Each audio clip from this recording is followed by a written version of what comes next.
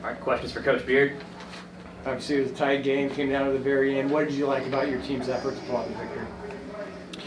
Yeah, I think first of all, that was it felt like a Big 12 game, SEC game. I haven't coached an SEC game yet, but I spent I think 17 years in the Big 12, and I thought it was two teams really playing hard tonight.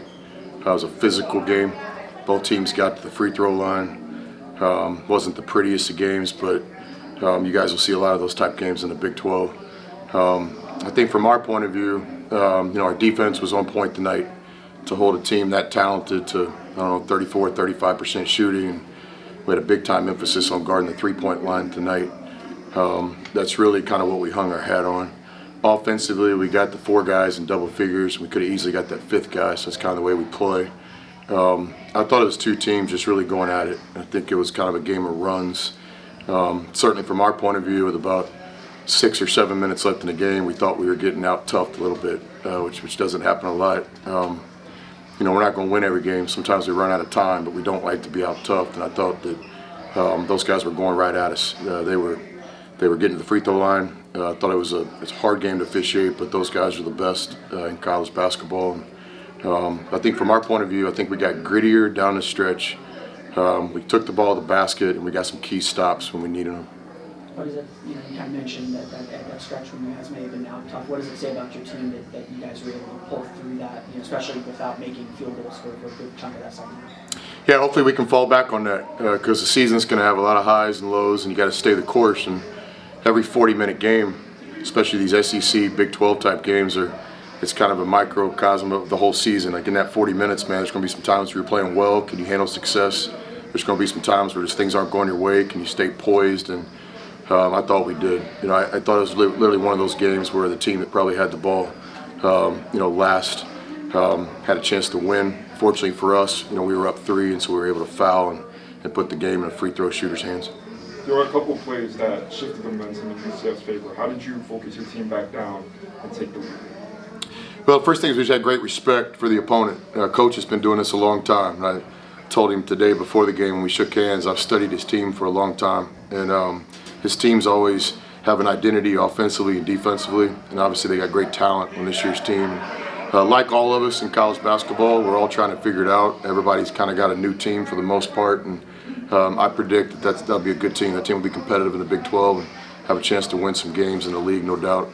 From our point of view, though, we just tried to stay the course. We had a lot of respect for the opponent. We knew they were going to throw some punches. We knew there was going to be some times where we were going to have to just kind of dig in, and I thought that's exactly what we did.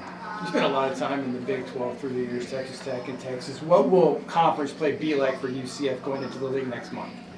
Well, again, in a lot of ways, it'll be like the night. You're going to see a lot of teams come in here that are going to play extremely hard.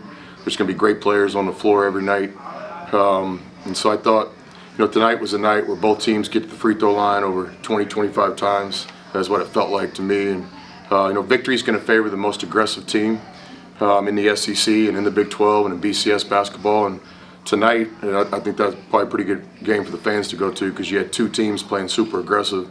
That it just came down to maybe we made a couple more plays than they did. What's going through your mind on the final play of the game? UCF steals the ball, then shot gets blocked, and they don't get the second shot off in time. Like, what's going through your mind? Yeah, it's definitely disappointed in our execution of our late game press breaker. Some of that's on me. From my point of view as a coach, first thing I'm thinking is, does the right guy have the ball? Are the right guys trying to get open? So I felt comfortable. I also wanted to save those timeouts because I thought we might need one late. And so a couple of them are just poor plays. We'll just have to get back and study that and get better at it. But then give them credit. It wasn't just like we were out there kind of folding. Their defense got very aggressive late game. We knew that. This team. Central Florida's had some good comebacks. They've used that press late in the game in several of their games so far this season. So, believe it or not, even though it didn't look like it, we were prepared for that moment. We just didn't execute it, and that starts with me. You've got the Bob Knight script on your pullover. I know you spent a lot of time with him at Texas Tech. I know you probably asked this question a few weeks back, but what did Bob Knight mean to you?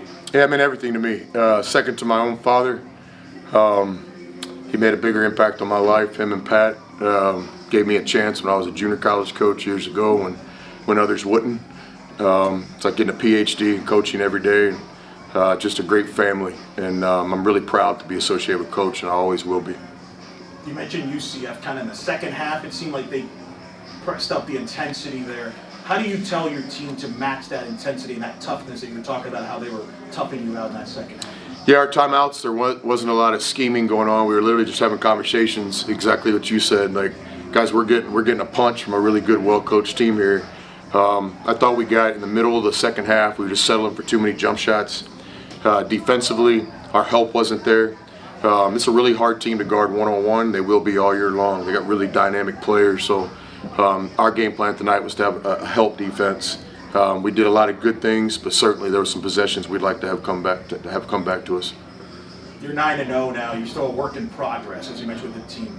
How do you evaluate your team game by game, where they're still learning each other, but you're finding ways to win, but yet there's room for improvement?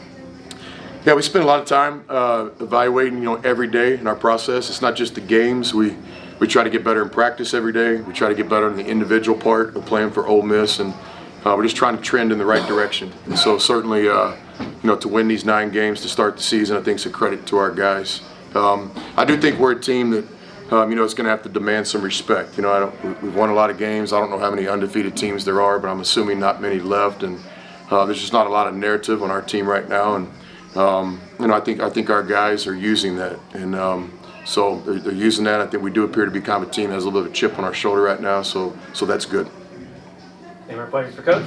Thanks a lot, Coach. Thanks, Good guys. luck the rest of the season.